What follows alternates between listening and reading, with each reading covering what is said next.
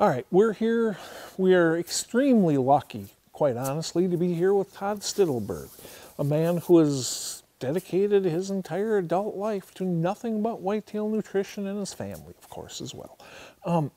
Todd, how do you put in a food plot? Let's just get as basic as you can. Give me step by step the best way you can put a food plot in.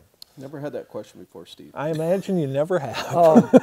You know, I think the very, very first thing, most important thing you got to do is take a soil sample. You know, just saying that, well, the farmer, he planted corn in that plot a year ago, so it's got to be good, I can grow whatever I want. That's not the answer. We got to take a soil sample. Well, simply put, those seeds are not going to produce the level of quality of plants they can if the soil doesn't allow them. Absolutely. And just to touch on that real quick before you move on to the next, that soil test is not only mission critical in allowing you to figure out what you need for soil fertility for that planting, but also what you need for a pH, what you need to apply for lime. Because when the more acidic that soil is, the more fertilizer, which is the expensive of the two, you got to pump into that dirt in order to get the plants to utilize the amount they need. Exactly. So you're actually saving yourself potentially a ridiculous amount of money by getting a cheap soil test to start with. Okay, so you got the soil test, you know what you're supposed to add. Yeah, and the most important part of that whole equation is the pH. And what the pH is basically the environment that we're asking plants to grow and thrive in. And it's just the bottom line is there's a lot of plants that can't grow and live in a low pH environment. Yeah. And then there's even ones that can grow and live, but they are not going to thrive. No. You know, their nutritional content is going to be woefully inadequate. They're barely going to be hanging on, and those whitetails are not going to be attracted to it anywhere near the level they would be in an appropriate soil. Yeah.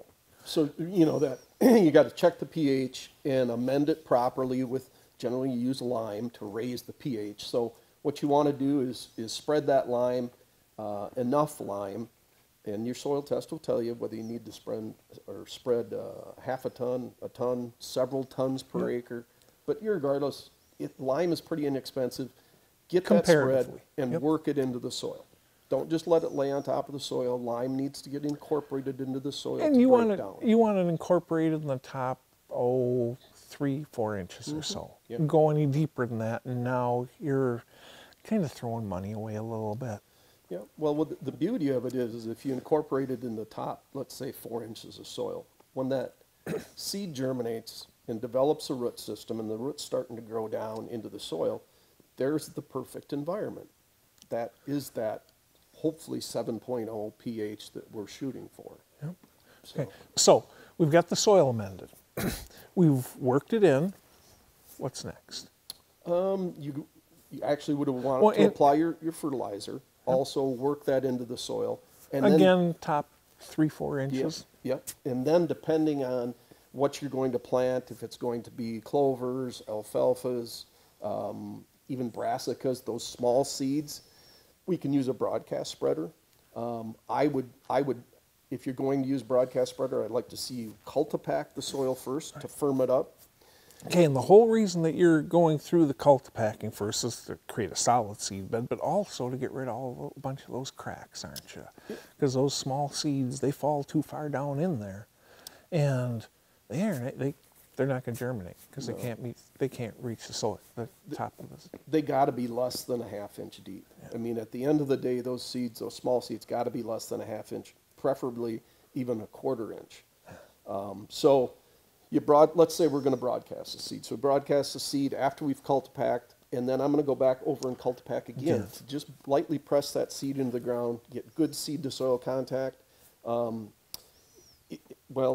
if I've got rain coming and I know that we've got rain coming, I may not even cultipack. I'll just let the rain work it in. Because so many people have failed with food plots over the years by burying those seeds too deep. Now, if you're talking about a fall, winter, spring, which is a cereal rye, a bigger seed, something like that, you can go ahead and work in the fertilizer while the ground is still clumpy. Go ahead and throw it on then, and either disc over it very lightly or cultipack afterwards to try to get that in the soil. Right. Correct? Yeah, I mean, and or same with- soybeans, you Yep, know, I some was of gonna those say- larger seeds, I've used like a spike tooth drag to drag over it because we've got some leeway there where those seeds can be an inch deep or so. Yeah. Not nearly as critical. Well, to and having- actually being a little deeper helps them because it keeps them in the soil moisture better than that top half-inch of dirt can dry out pretty fast. And please, no one's, I'm taking a risk here because no one's ever told me this. This is just something I've concluded. Those larger seeds are harder, take more moisture to germinate than the smaller seeds. True. Is that Yes, okay? true. So again, that's part of the reason why you can get away much easier. Heck, I mean, what I've done more than once, and I'm not suggesting that a person does this in anything but bottoms that are moist soils. What I've done more than once is just go in and spray, throw the seeds right on top of the ground, and walk away. You know, all in the same day. With those weeds falling down over top of them, creating that blanket for them, and they germinate without doing a darn thing on your smaller seeds. You try that with a corn or a soybean, and you're probably going to be very disappointed. Right. At least I was every time I tried. But that's a good point because some people look at food plots and they go, gosh, you know, I don't have a tractor, I don't have a disc, I don't have the equipment. But you know, I've done exactly that. Had it like a backpack sprayer with Roundup, went into a relatively small area, sprayed the existing vegetation, and maybe it's a foot, 2 feet tall. Same day, broadcast those small seeds, whether it's a brassica species or a clovers. And then as those plants die that I sprayed, they fall back down to the ground, kind of form a mulch, and boom, we'll get And it's really good germination. and real good for soil health too, because you're building the organ. Every time you disc, you're trashing your dirt a little bit.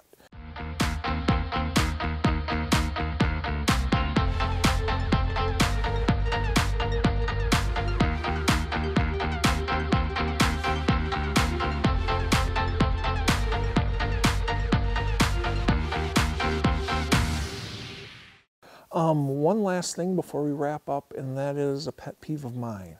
And that is when it comes to food plotting, everybody seems to think that we're cash cropping. And that food plot has to look just pristinely stand of what I want.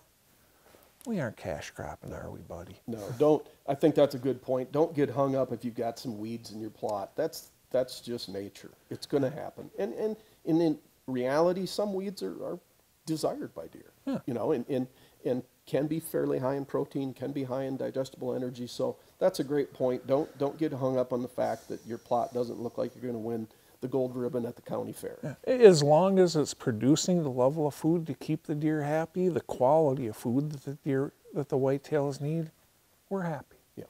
Beautiful. Thank you very much, Todd.